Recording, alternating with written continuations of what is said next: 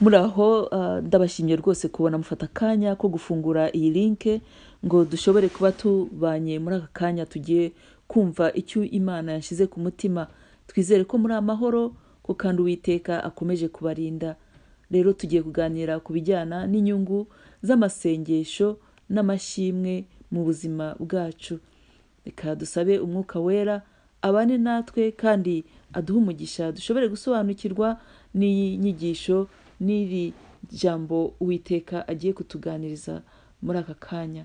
Ubwo rero ubwo tugiye gutangira, tugiye kureba ukuntu Uwiteka Imana yacu yaturemye mu buryo duhora duhinduka bitewe n'amarangamutima yacu ndetse n'uko tumerewe, ariko akenshi biterwa na kamere yacu.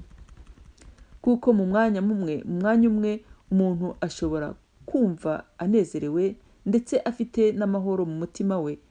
Mu wundi mwanya ugasanga ibintu byose byahindutse, ugasanga umuntu ntanezerewe, mbese umuntu akibaza uko bigenze. Ahangaha rero reka turebe ukuntu ibaruwa ya Yakobo ibidufashamo tugashobora no gusobanukirwa.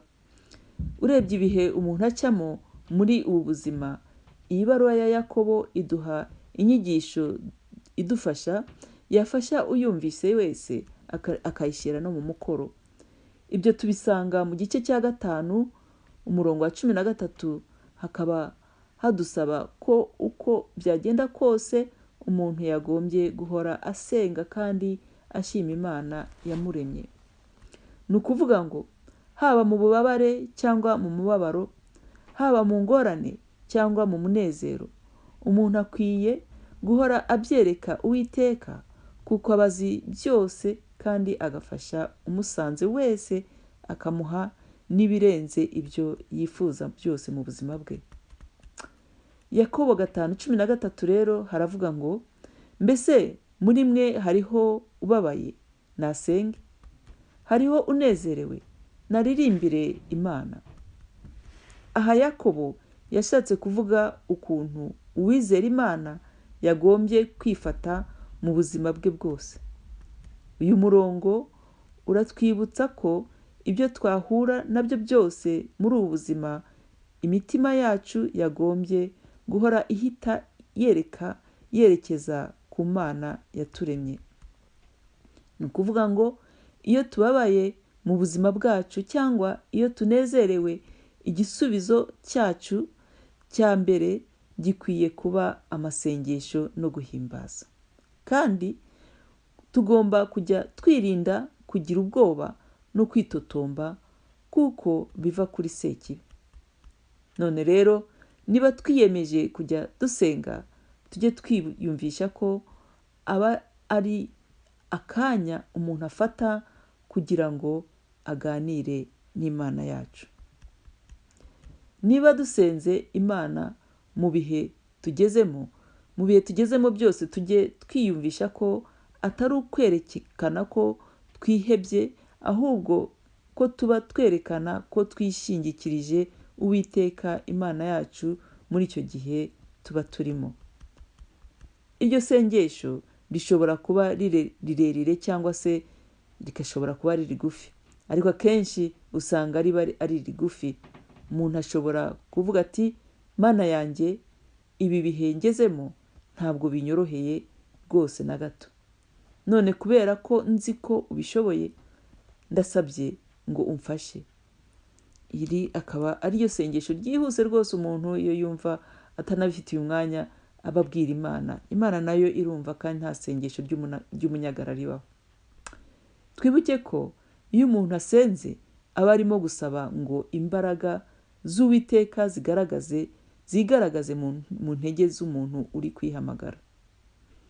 Mbese imbaraga z'Iteka zigaragaze mu ntege nke z'umuntu uri kwihamagara cyangwa se uri kwisenga. Kandi akenshi Imana itanga amahoro iyo umuntu ayerekejeho umutima. Yakobo ubwe aravuga ati, muri mwebwe hariho unezerewe naririmbire Imana. Ntitwari dukwiye kwibagirwa Uwiteka. Ntitwari dukwiye kumwibagirwa igihe cyose twibutse imigisha ye mu buzima bwacu. Tujye dushima Imana yacu mu kanini no mu gatoya. Wenda reka dufate urugero, nk'iyo tubyutse mu gitondo tugihumeka umwuka w'abazima, ntabwo ari twe tuba twabyikoreye. Nk'iyo tubonye izuba rirashye cyangwa iyo twumva dufite umunezero wuzuye mu mutima wacu, nabyo ni byo gushimira Imana.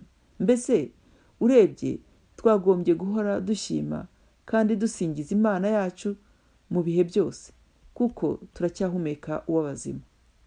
Byaba byiza kumenya ko kuririmbira Uwiteka ariko kuntu tumugaragariza urukundo, tumukunda kubera ko ibyiza byose dukora, ibyiza byose dutunze ari we ubiduha. Imana ishimwe rero. Yakobo yanditse iki gice cya 5, uriya murongo wa 13, agira ngo atwereke ukuntu gusenga no guhimbaza bigaragaza umubano wacu, umubano umuntu aba afitanye n'Imana, Imana yamuremye. Iyo turi mu mubabaro ntabwo bivuze ko Nyagasani aba adahari, kandi kuba umuntu afite umunezero ntabwo bivuga ko tutaba tumukeneye. Ni ukuvuga ngo tugomba kugira umubano mwiza n'Uwiteka Imana yacu mu bihe byose tukiriho, ari mu bihe byiza ndetse ari no mu bihe bibi. Ibyanditse byera dusoma mu gitabo cya Zaburi no mu gitabo cyo Kuva, bitubwira ko Dawidi yasenze Imana mu bubabare bwe kandi akayisingiza, bikaba byaratumye atsinda umwanzi we. Muri Zaburi 18:7 haratubwira ko igihe Dawidi yakurikiranaga n'umugabo witwa Sawuli, n'umwami witwa Sawuli, yavuze ati, mu mubabaro wanjye nambaje Uwiteka, natakiye Imana yanjye, yumvira ijwi ryanjye mu rusengero rwayo, ibyo natakiye imbere yayo biyinjira mu matwi. Haleluya. Naho tugiye mu gitabo cyo Kuva igice cya 15 umurongo wa 2, igihe Imana yarokoraga Dawidi, yaririmbiye ati, Uwiteka ni imbaraga zanjye, ni indirimbo yanjye, ampindukiye agakiza. Uwo niwe Mana yanjye, nanjye ndayihimbaza. Niyo Mana ya data, nanjye ndayishyira hejuru. Amen. Thank you Lord.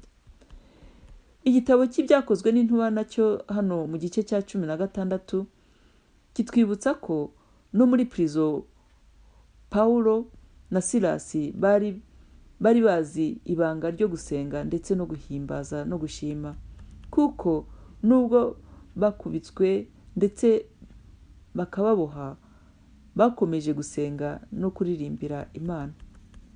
Byanditse byera rero bitubwira ko gusenga kwabo kwatumye urufatiro rwa gereza barimo rutigita. Ibi byerekana imbaraga ziri mu mutima w'umuntu, umuntu uzi gusenga no guhimbaza Uwiteka. None dushobora kuba tutari muri gereza nka Paulo na Silasi, ariko hari igihe mu buzima bwacu twumva twugarijwe n'ubwoba cyangwa intimba. Ni byiza kujya tukibutsa ko amasengesho atuma Imana ihorana natwe mu byo duhura nabyo byose, ndetse ugasanga kuyisingiza igihe cyose ari cyo kintu gituma ihindura ibitekerezo byacu, maze ntitubabare ngo duhore dufite intimba mu bihe tuba tugezemo. None se tuvuge ko ijambo twasomye muri Yakobo 5:13 ryatwigisha iki? Twavuga ko tugomba kujya duhora dusenga igihe cyose twumva tubabaye cyangwa se twishimye, kandi tugahora dushima Imana mu bihe byose by'ubuzima bwacu. Tujye turushaho gushishikarizwa no gukomeza kubana n'Imana mu buzima bwacu, mu bihe byose duhura nabyo. Kuko mu buzima bwacu amasengesho n'amashimwe ari byo bikomeza imitima yacu kandi bikatwegereza ijuru. Imana ishimwe rero. Ibi bikaba bitwibutsa ko tutagomba kuyoborwa n'amarangamutima yacu, ahubwo ko twagombye kugira umubano mwiza n'Imana yaturemye. None rero ndangije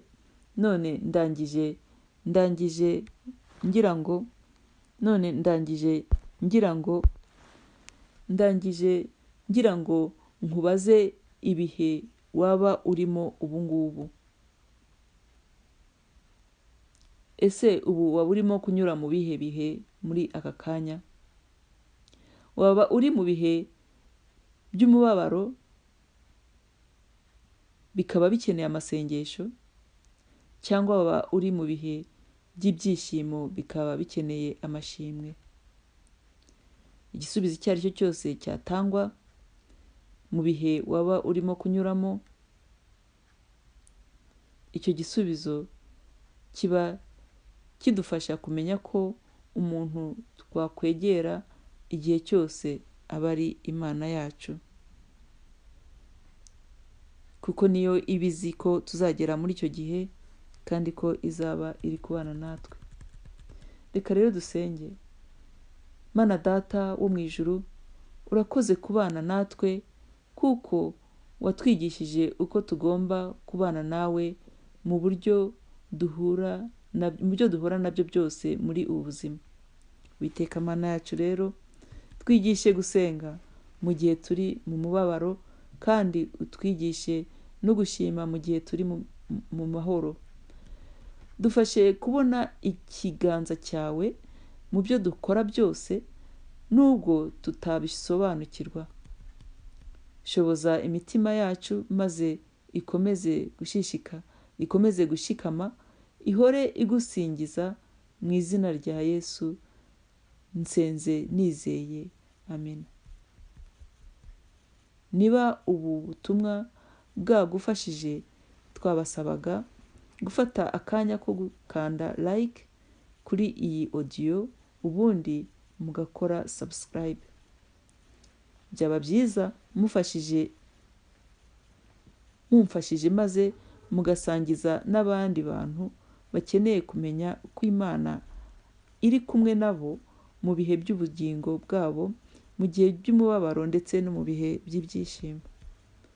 Dukwiye kujya twibuka gusenga ndetse no guhimbaza igihe cyose tutazi icyo dukora, maze Uwiteka agakomeza kutugirira neza mu gihe cyose turi muri ubu buzima. Uwiteka ahabwe icyubahiro. Amen.